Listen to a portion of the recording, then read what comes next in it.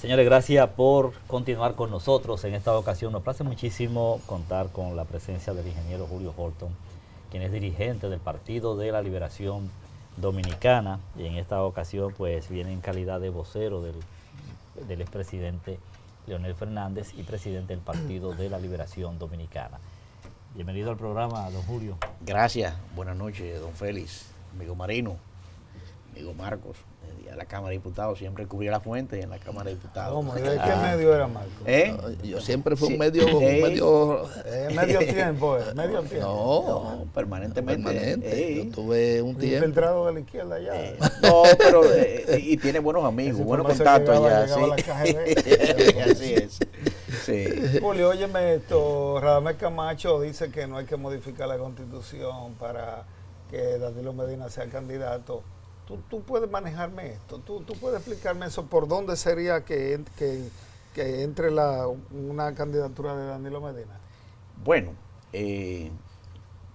no me sorprende, porque Radamés Camacho es profesor, que yo sea, que sepa, no es abogado, profesor y dirigente político, pero a veces tenemos que tener cuidado cuando se maneja el tema de la Constitución, opinar en cuanto a posibilidad de reforma constitucional, y es lamentable porque lo está diciendo quien dirige un estamento, el primer poder del Estado, la presidencia de la Cámara de Diputados, y creo que no debió pronunciarse en ese sentido cuando hasta los jóvenes de bachillerato saben que hay un impedimento constitucional, un artículo de manera transitoria que se estableció inclusive en la reforma constitucional, pero producto de un acuerdo político que se suscribió por el comité político, por los 35 miembros del comité político, y fue el punto número 1 de ese acuerdo. Ese acuerdo dice, en 2015, ¿recuerdan?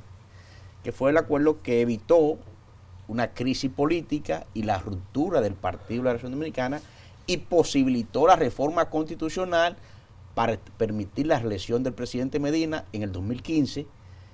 Y ese acuerdo dice al final, incluir un transitorio, lo dice el número 1, el punto número 1 dice, incluir un transitorio en la Constitución, tal como en efecto se hizo, para prohibir la reelección presidencial del presidente que se le estaba permitiendo en ese momento postularse. No porque sea Danilo Medina, sino porque era a él que se le estaba beneficiando y por tanto a él era que se le iba a poner el impedimento. Y ese acuerdo fue pactado por Leonel Fernández, Danilo Medina y todo el comité político. Entonces, da pena que el amigo Camacho se pronuncie en ese sentido cuando inclusive vimos que el día pasado cometieron una pifia, sometieron un recurso de inconstitucionalidad por ante el Tribunal Constitucional, después lo retiraron, después sometieron otro por ante el Tribunal Superior Electoral, también lo retiraron. O sea, es como que la patada del ahogado. Al final, están tirando palo y palo, pero entonces lo único que puede permitir una repostulación del presidente Medina es una reforma constitucional.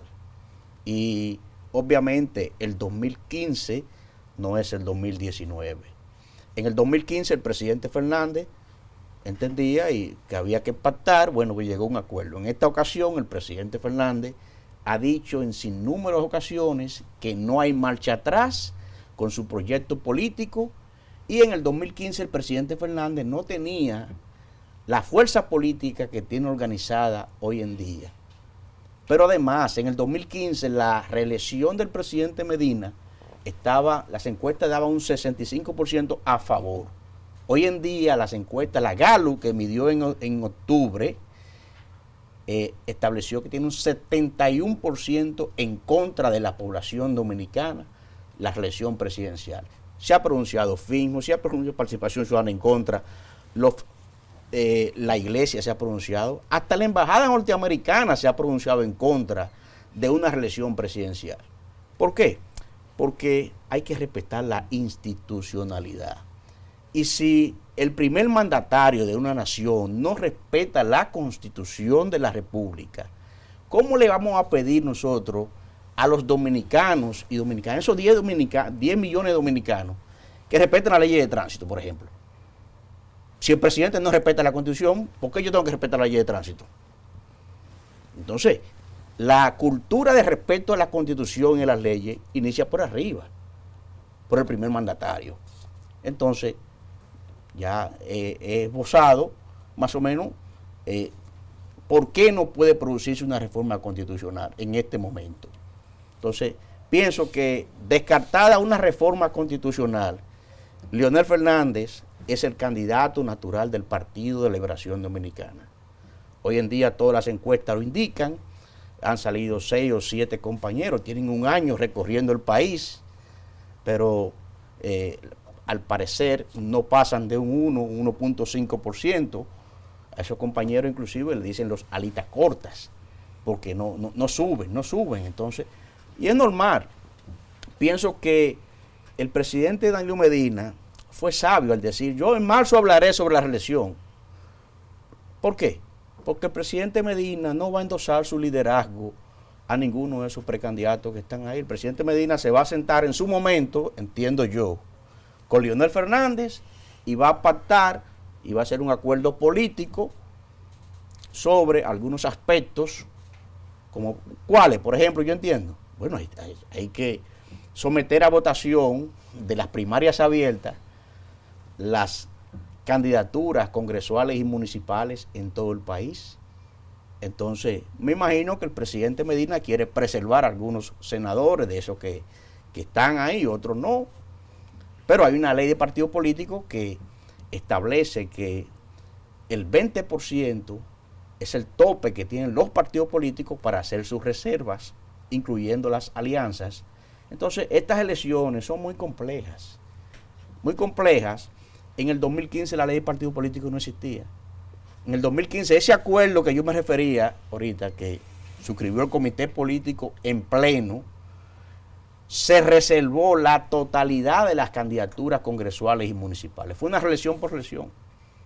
En esta ocasión, el presidente Fernández no está en la actitud ni en la posición, está en defensa de la democracia y en defensa de la constitucionalidad, que se respete la Constitución, lo que se aprobó en su momento, y que el país entonces se mantenga ese modelo de elección presidencial, igual que en Estados Unidos, 2 periodos y usted se retira.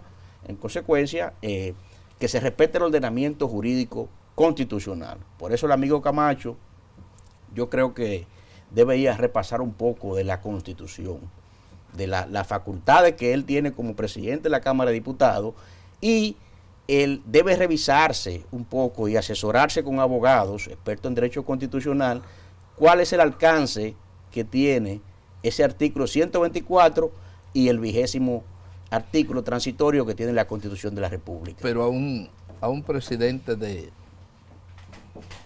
la Cámara de Diputados no sería elegante mandarlo a estudiar, porque se supone que él conoce todos los articulados constitucionales.